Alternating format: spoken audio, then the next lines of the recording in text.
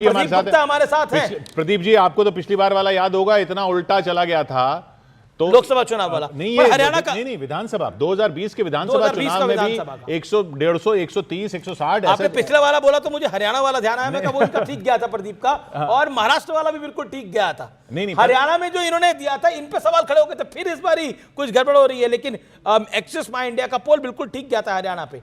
प्रदीप गुप्ता जी, आप अपने आंकड़े लेकर आए हैं कुछ?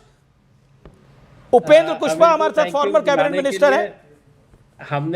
हमने ये डिसाइड किया एक्सिस माई इंडिया में कि एक दिन और मेहनत कर लेते हैं। केवल 2 फेज का चुनाव हुआ, आधे से 1 सीट ज्यादा का चुनाव आज हो रहा है, तो कोशिश कर रहे हैं कि एक दिन और मेहनत की जाए और कल अपने आंकड़ों को प्रस्तुत किया जाए। जी, लेकिन फर्स्ट फेज के तो आंकड़े आपके पास होंगे ही, अगर आप बताना चाहें तो बता सकते हैं। एच किसको दिखाई दे रहा है? अमित जी, एक अंग्रेजी में कहावत है कि half cook food is never good. तो मैं चाहता नहीं हूं कि आपका जायका किसी भी प्रकार से खराब हो। अच्छा चलिए, सर हिंदी में कहावत है, काल करे सो आज कर। आज करने के लिए तैयारी पूरी होनी चाहिए। आधी तैयारी के साथ तो मजा नहीं आएगा। कोशिश करेंगे कि परिणामों के जितना करीब आ सके। मैं सिर्फ आपसे ये पूछना चाह रहा हूं कि बिहार में ऐसा कैरेक्टरिस्टिक है कि एग्जिट पोल कई बार बिल्कुल ही उलट हो जाते हैं? नहीं, ऐसे कुछ भी नहीं है। बिहार नहीं, वो तो कहीं भी उलट हो सकते हैं और कहीं भी सही। जैसे पिछली बार बिहार के सारे एग्जिट पोल बिल्कुल उल्टे हो गए थे।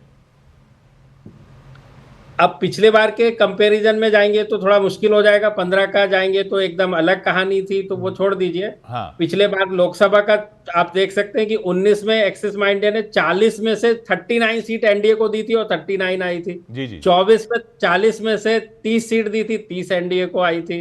और 15 का भी था, बिल्कुल पिछली बार का गड़बड़ हुआ था। अब उसके बहुत से कारण थे। कोरोना एकदम पीक के ऊपर था। मैं सिर्फ आपके लिए नहीं कह रहा, मैं सारे एग्जिट पोल की बात कर रहा हूं, क्योंकि सारे का बता रहा हूं। मैं भी सारे का ही बता रहा हूं। ऐसे कुछ भी नहीं है कि कहां पे सही होते हैं कहां पे गलत होते हैं। इतनी सारी छोटी छोटी पार्टियां हैं बिहार के अंदर। आप ये देखिए ना कि 26% बहुत बड़ा नंबर होता है, जबकि 5-5 पार्टियां एक एक गठबंधन में, उसके बाद भी 25 से 26% दीगर को वोट आता है। इसके क्या मायने हैं? इसके मायने ये है कि बिहार की जनता जो है वो कास्ट लाइन पे वोट करती है, और एक एक सीट के ऊपर जो इंडिपेंडेंट या छोटी पार्टी के उम्मीदवार हैं उनको भी अच्छा खासा वोट मिलता है, और वो किसी ना किसी गठबंधन का काम बिगाड़ते हैं। अब एक एक सीट के ऊपर दीगर उम्मीदवार यानी निर्दलीय उम्मीदवार को कितना वोट मिल रहा है, इसका आकलन लगा पाना थोड़ा सा तो मुश्किल होता है।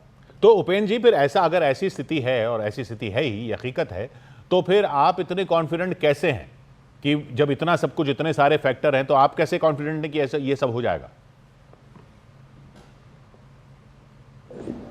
कॉन्फिडेंट इसलिए हैं कि आप जनता का मूड देखिए ना। गांव में जाइए, महिलाएं, जहां भी हम लोग कैंपेन में जा रहे थे, बड़ी सभा हो या गांव की कोई छोटी सभा हो, वहां महिलाओं की संख्या होती थी।